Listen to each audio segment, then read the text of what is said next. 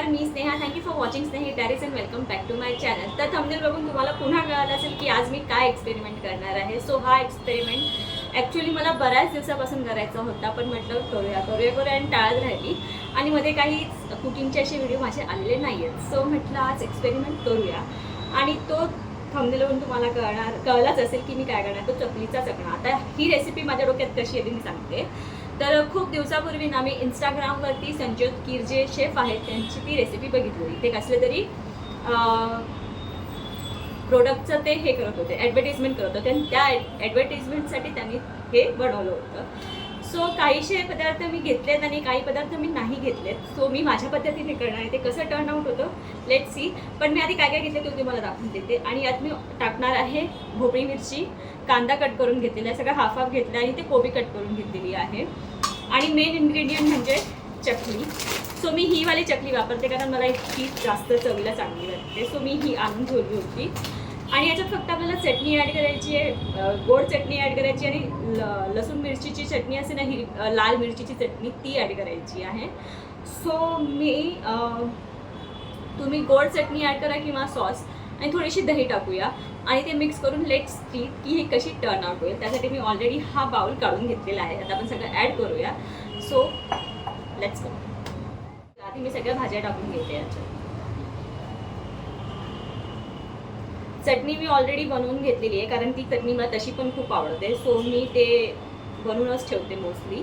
आणि त्यात मी फक्त टाकते सुक्की हिरवी लाल मिरची असते ना, सुक्की तिखटवाली ती, आणि लसूण आणि मीठ, आणि जस्ट पाणी टाकून ते ग्राइंड करायचं. मग ती पातळ अशी थिक पेस्ट तयार होते त्याची. सो अशी वेजेस घेतलेले आहे. यात ॲड करूया चकली. सो मी जास्त नाही घेते, थोडंच घेते कारण मग टेस्ट चांगली नसेल तर ते वाया नको जायला म्हणून. आता ॲड करूया चटणी. ओके, चटणी बघा अशी रेडी आहे. दाखवायला इथं पडून जाते. अशी फक्त मिरची आणि लसूणची आणि मीठ थोडीशीच ॲड करणार कारण ही खूप स्पायसी असते. एवढंच फक्त ॲड करेल. थोडं सॉस ॲड करते आणि दही. सॉस एकदम थोडंच ॲड करणार आहे, मला गोड जास्त आवडत नाही.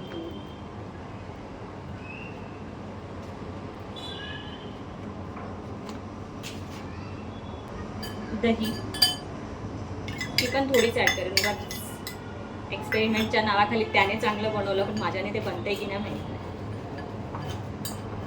त्याने हिरवी चटणी पण टाकली होती, पण मला असं वाटलं की ती हिरवी चटणी पण जास्त ओव्हर होऊन जाईल म्हणून मग मी नाही टाकत आहे.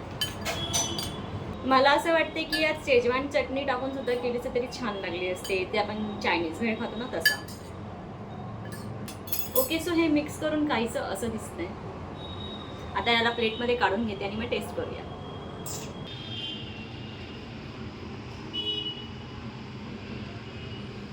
ओके, तर हे दिसायला तर छान दिसतंय, पण थोडा मला डाऊट काय आहे की दही टाकल्यासोबत कशी ती टर्न आउट होईल आय डोंट नो. पण टेस्ट करूया आता.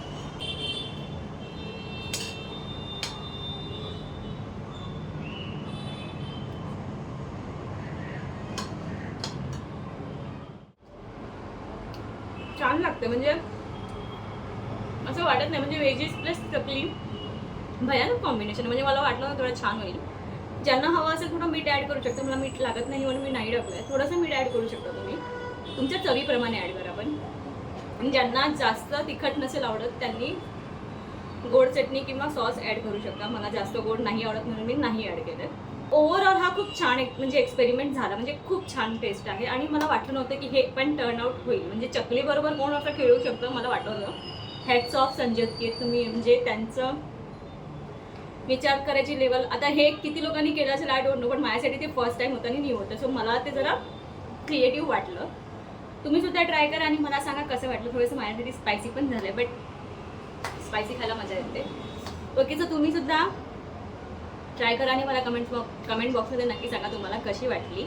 आता मी याला एन्जॉय करते मस्त. आणि या व्हिडिओला इथेच एंड करते. व्हिडिओ आवडला असेल तर व्हिडिओ लाईक करा, शेअर करा आणि चॅनलला प्लीज सबस्क्राईब करा. भेटूया लवकरच नवीन ब्लॉगमध्ये. बाय.